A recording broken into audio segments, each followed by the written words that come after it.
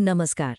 आज इस चर्चा में हम एक अत्यंत प्राचीन और सच कहूं तो एक बेहद चमत्कारी ग्रंथ पर बात करने जा रहे हैं, जिसका नाम है शिव पुराण।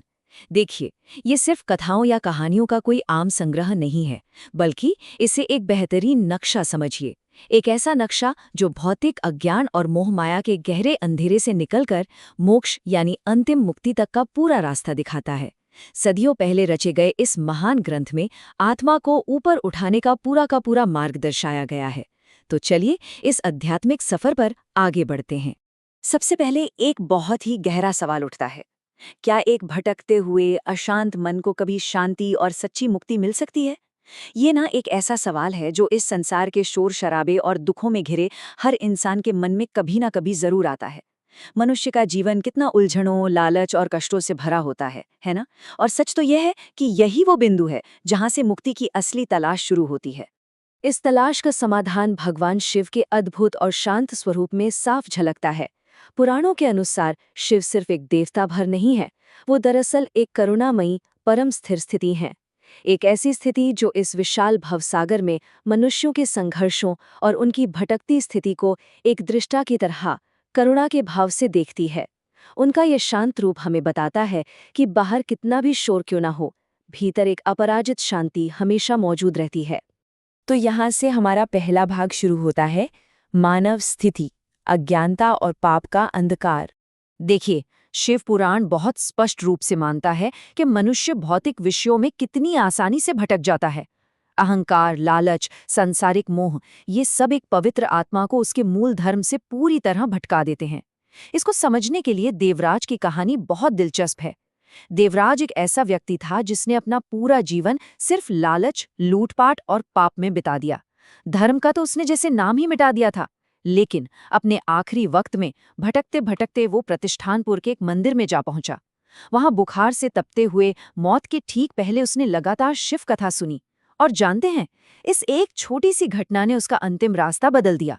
मृत्यु के बाद यमराज के दूतों की पकड़ से छुड़ाकर उसे दिव्य शिवदूतों द्वारा स्वर्ग ले जाया गया।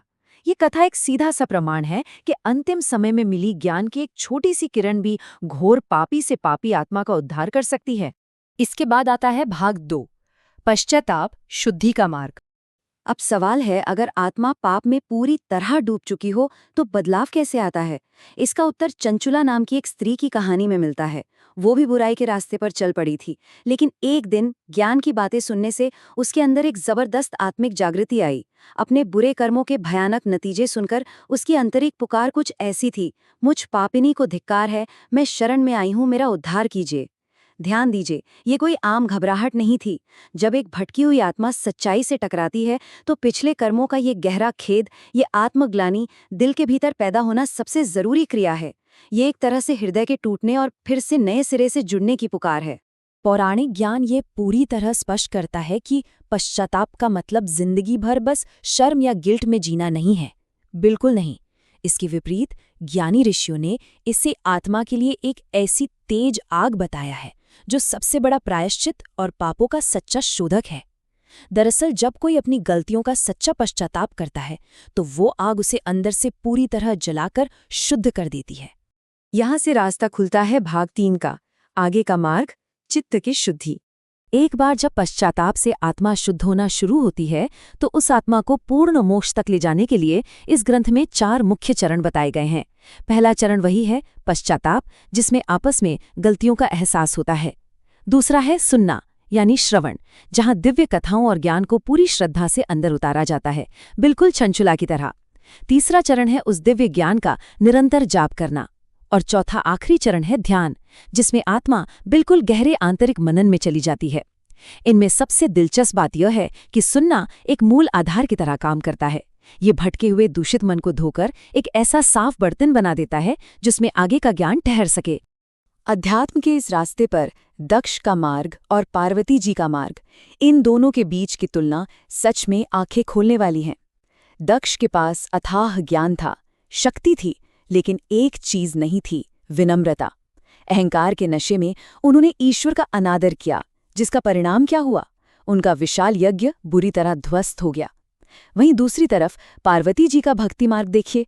उन्होंने एक शुद्ध हृदय के साथ बिना किसी अहंकार के इतनी कड़ी और मौन तपस्या की और परम सत्य को आसानी से पा लिया। ये बेहतरीन उदाहरण हमें क्या सिखाता है? यही कि आध्यात्मिक उत्कर्ष के लिए सिर्फ दिमागी ज्ञान काफी नहीं है। अहंकार को छोड़ना और पूर्ण समर्पणा करना, यही सबसे जरूरी कदम है। चलिए अब आते हैं भाग 4 पर। सर्वोच्च साधन, शिव नाम की शक्ति। ध्यान और तपस्या के इस सफर में, इस भयावह भव सागर को पार करने के लिए एक साधक के पास सर्वोच्च साधन है, और वो है पंचाक्षरी मंत्र ओम नमः शिवाय। ग्रंथ बताता है कि इन शब्दों का जाप करना कोई मामूली क्रिया नहीं है।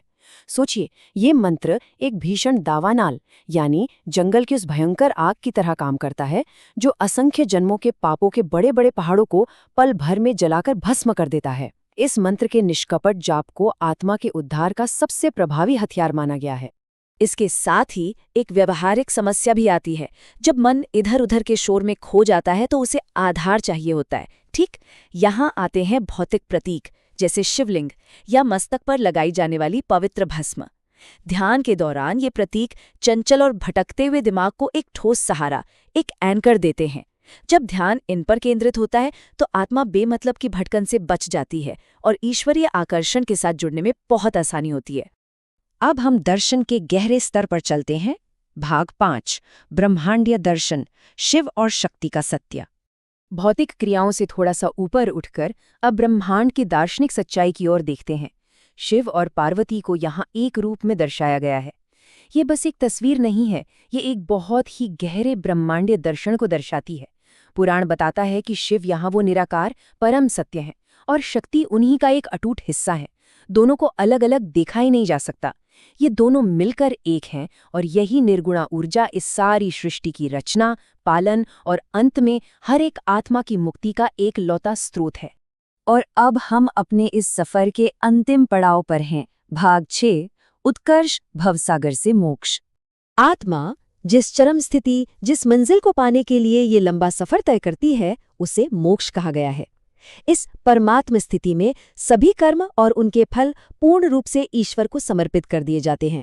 अहंकार की सारी दीवारें टूट जाती हैं और आवागमन यानी बार बार जन्म लेने का चक्कर हमेशा के लिए खत्म हो जाता है।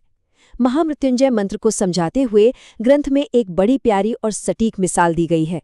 जिस तरह एक खरबूजा जब पूरी तरह पक जाता है तो वो बिना किसी जोर जबरदस्ती के अपने आप अपनी बेल से अलग हो जाता है ना? ठीक उसी प्रकार सच्चा ज्ञान पाने पर एक साधक पूरी तरह प्राकृतिक ढंग से सभी मोहमाया और यहाँ तक कि मृत्यु के भय से मुक्त हो जाता है। सच में ये मोक्ष का सबसे सुंदर चित्रण है। ये प्राचीन निर्देश और महान कथाएं किसी मजबूत नाव से कम नहीं है। पुराणों में त्रिशूल और डमरू को भी बड़ा प्रतीक माना गया है। जहां एक ओर सृष्टि की आदि लय है, वहीं दूसरी ओर सारी अज्ञानता के भयंकर नाश का प्रतीक। बस इन्हीं के सहारे आत्मा इस अशांत और विचलित करने वाले जीवन के सागर को बड़े ही शांत और सुरक्षित ढंग से पार कर लेती है। आज की इस चर्चा को विराम देते हुए बस एक गहरा प्रश्न है जिस पर गौर करना चाहिए। क्या इस दुनिया के इस भारी शोर में भीतर के शांत और स्थिर शिव को सुना जा सकता है?